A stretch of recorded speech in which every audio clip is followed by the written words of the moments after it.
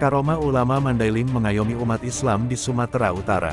Mandailing, Sumatera Utara, tidak hanya dikenal dengan keunikan budaya dan keberadaan marganya.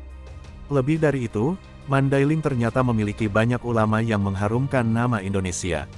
Di level Sumatera Utara, para ulama Mandailing berada di tingkat tertinggi dari segi keilmuan bersama ulama Melayu Langkat, Deli, Asahan, Labuhan Batu dan sekitarnya. Walau saat ini ulama Mandailing lebih identik dengan Kabupaten Mandailing Natal, namun dulunya termasuk daerah pemekaran Tapanuli Selatan lainnya seperti Padang Lawas Utara dan Kota Sidempuan. Selain Syekh Mustafa Hussein Nasution Al-Mandili, pendiri pesantren Mustafawiyah Purba Baru, ada banyak sosok ulama Mandailing yang menjadi kebanggaan Indonesia. Di antaranya Syekh Junid Tala, Syekh Abdul Qadir bin Abdul Muthalib Al-Mandili, Syekh Abdul Ghani, Syekh Abdul Fatah penyebar Islam di daerah Natal, dan masih banyak ulama besar lainnya. Kali ini mari kita bercerita sepenggal kisah salah satu ulama Mandailing yang terkenal di Makkah dan bumi Melayu di Malaysia. Ia adalah Abdul Qadir bin Abdul Muthalib bin Hasan Al-Andunisi Al-Mandili Al-Maki As-Syafi'i atau dikenal dengan nama Syekh Abdul Qadir Al-Mandili.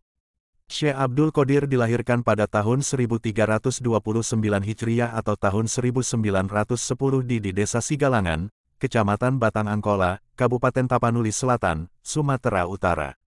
Ia dilahirkan dari keluarga petani dan dijuluki Al-Mandaili karena berasal dari suku Mandailing. Ayahnya bernama Abdul Muthalib bin Hasan. Sebenarnya ada dua nama Syekh Abdul Qadir asal Mandailing yang terkenal, satu terkenal di Makkah dan satunya lagi terkenal di dunia Melayu. Yang lebih senior dan terkenal di Makkah adalah Syekh Abdul Qadir bin Sobir Al-Mandili, kelahiran Huta Siantar, Panyabungan Kota, Mandailing Natal, Sumatera Utara. Sedangkan Syekh Abdul Qadir bin Abdul Muthalib lebih terkenal di bumi Melayu baru kemudian terkenal setelah menjadi pengajar di Masjidil Haram, Makkah. Syekh Abdul Qadir Al-Mandili awalnya mendapat pendidikan di sekolah Belanda pada tahun 1917 dan lulus darjah 5 pada tahun 1923. Setahun setelah itu beliau berhijrah ke Kedah, Malaysia, untuk mendalami ilmu agama. Setelah menimba ilmu di Kedah, Syekh Abdul Qadir hijrah ke Makkah dan kemudian menjadi pengajar di Masjidil Haram. Walaupun menjadi guru di Masjidil Haram, hubungannya dengan ulama dan para penuntut ilmu di Melayu sangat akrab. Awalnya, Syekh Abdul Qadir menimba ilmu kepada Tuan Guru Haji Bakar Tobiar di Pondok Penyarum, Pendang. Setelah itu pindah ke Pondok Air Hitam untuk berguru kepada Tuan Guru Haji Idris dan Lebay Dukun.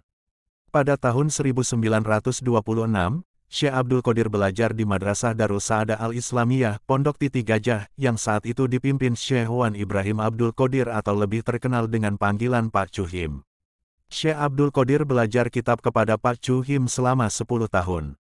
Beliau sangat tekun belajar dan penuh semangat. Pada saat cuti, Syekh Abdul Qadir bekerja memukul padi karena lokasi pondok yang berada di areal pertanian. Tradisi keilmuan yang kuat itu begitu melekat di kalangan warga Mandailing dan terus dipertahankan dari generasi ke generasi dan dibudayakan berbagai pesantren di Mandailing Natal dan sekitarnya. Maka tak heran hampir semua daerah di Sumatera Utara memiliki ulama Mandailing. Begitu juga ormas Islam seperti Nahdlatul Ulama, Muhammadiyah, Al-Wasliyah, Al-Ittihadiyah dan lain sebagainya diisi oleh para tokoh Mandailing atau pernah sekolah di pesantren yang diasuh ulama Mandailing. Kini para birokrat, jenderal maupun pejabat Mandailing juga mempunyai kebiasaan untuk ikut membangun pesantren.